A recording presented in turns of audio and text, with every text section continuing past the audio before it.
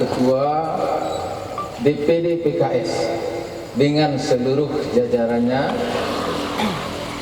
komite dari KPU dengan seluruh staf, Bawaslu, dan seluruh yang kami banggakan walaupun sangat kita batasi, para relawan, para pendukung untuk mengantarkan, dan juga kepada para wartawan, hadirin hadirat sekalian.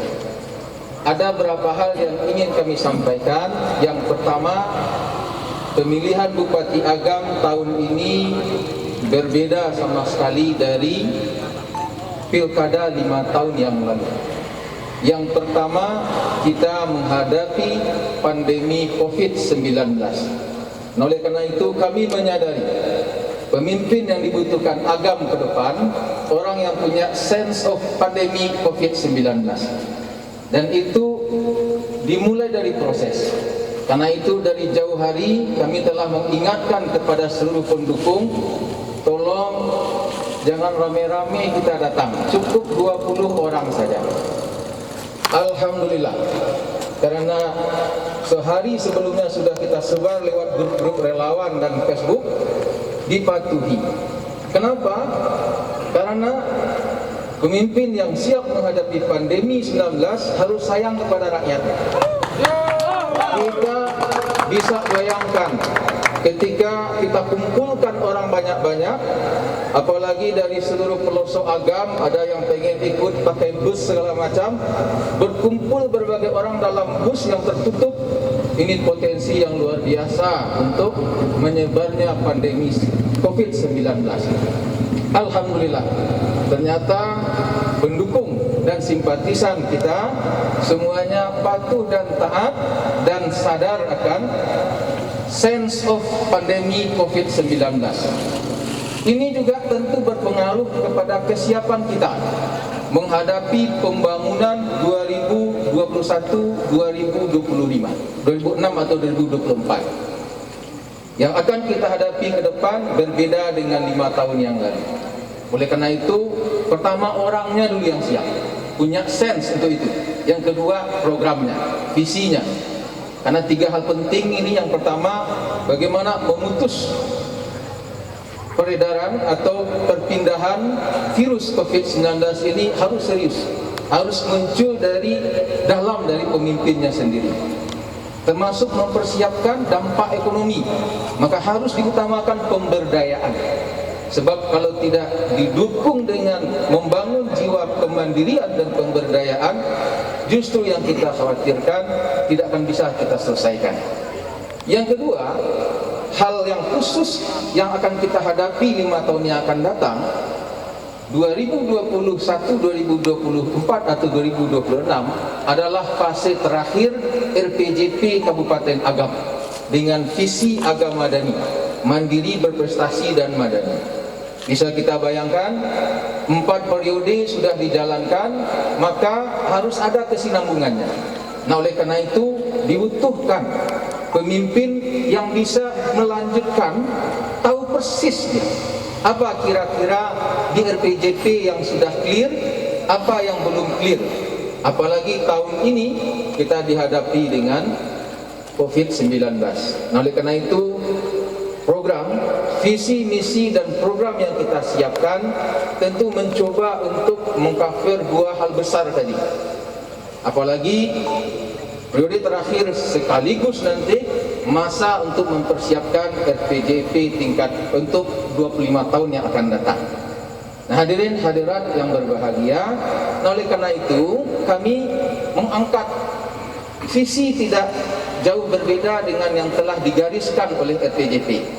Karena keberadaan kita nanti sebagai pemimpin di Agam adalah bukan untuk merealisasikan keinginan, tapi untuk merealisasikan yang menjadi cita-cita kolektif masyarakat Agam. Itulah dia visi Agam Madani yang kita terjemahkan dengan bahasamu mewujudkan Agam Madani nan adil sejahtera. Bahasamu itu tentu ada clue-nya. Ada clue-nya. Artinya kita akan bangun memang semuanya dengan semangat kebersamaan. Semua pihak semua stakeholder harus mampu dilibatkan dan mampu diberdayakan. Dan itu yang kita uji cobakan kemarin, karena saya berkesempatan 4 tahun lebih, hampir 5 tahun, untuk mencoba di skala nagari dengan gerakan Nagari Madani, mencoba melakukan berbasis pemberdayaan. Nah, ke depan akan kita kembangkan. Termasuk di dalamnya adalah tentu kenapa Madani? Karena kita melakukan development, bukan build. Bukan membangun gedung, tapi filosofis pembangunan adalah membangun masyarakat. Makanya yang pertama kali kita bangun tentu adalah berbasis culture, membangun budaya masyarakat. Masuk di dalamnya aspek pendidikan, aspek agama, aspek sosial budaya, seni dan lain sebagainya. Itulah ruh dari Madani yang kita ambil dari filosofis hidup orang Minang. Adat basandi syarak, syarak basandi kitabullah. Gimana caranya dengan regulasi, dengan policy, dengan kebijakan pemerintah Kabupaten Agam itu selalu didorong untuk bisa diimplementasikan dengan mendorong, memberdayakan seluruh elemen masyarakat yang ada di Kabupaten Agam, mulai dari ujung tombak dari pemerintahan, nagari, dorong. Kemudian adil, karena inilah salah satu yang menjadi kebutuhan dasar manusia. Adil dalam makna, jadi tidak ada dikotomi Agam Barat, Agam Timur, kecamatan ini, kecamatan itu. Ketika orang masih berbicara itu, berarti dia belum layak jadi pemimpin agam. Kalau orang mau jadi pemimpin agam, yang dia pikirkan adalah agam keseluruhan. Jadi yang utama, adil dalam kewilayahan. Yang penting mana yang tertinggal, dikejarkan ketertinggalannya. Itu mana adil, termasuk lintas sektoral. Jadi semua sektor kehidupan itu harus diperhatikan dengan proporsional dan profesional. Baik bidang sesuai proporsinya. Contoh sektor pertanian yang paling besar, nanti bisa kita lihat dari alokasi anggaran.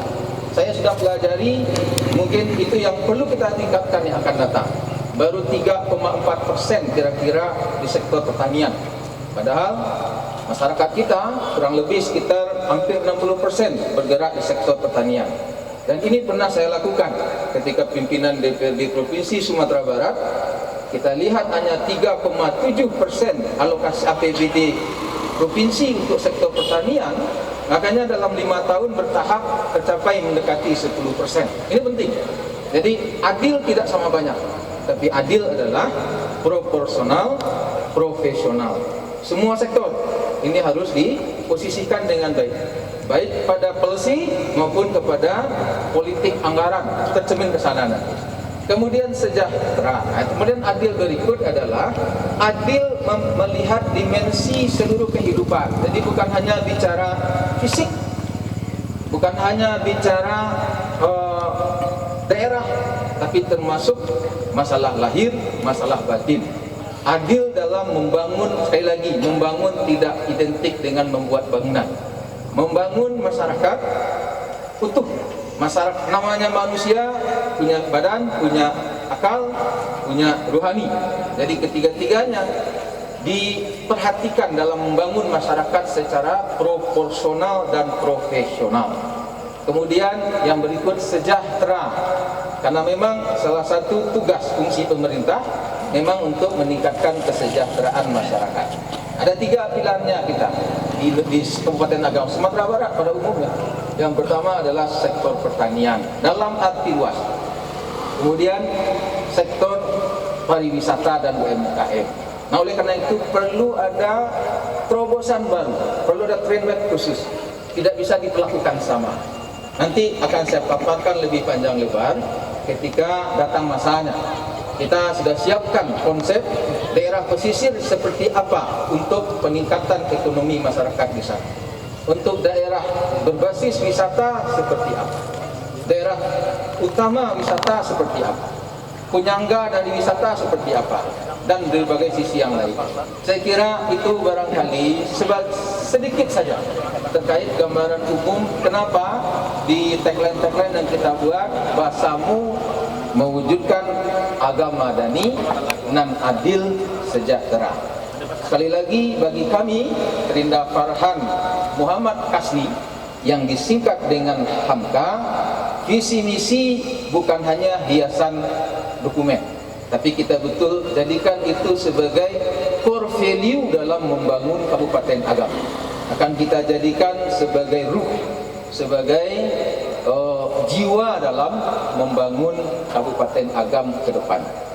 Saya kira itu mungkin ada tambahan dari Pak Kasih.